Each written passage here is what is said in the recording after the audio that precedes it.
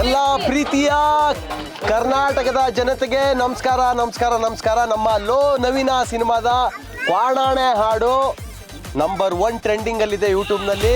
ಇದ್ದಲ್ಲಿರೋ ಹೀರೆಕಾಯಿ ಇಣಕ್ ನೋಡ್ಸಿ ಸುದ್ದಿ ಕೇಳಿ ತಪ್ಪಲಲ್ಲಿರೋ ಈರುಳ್ಳಿ ಬೆಳ್ಳುಳ್ಳಿ ಜಜ್ಜಾಡ್ತಿತ್ತು.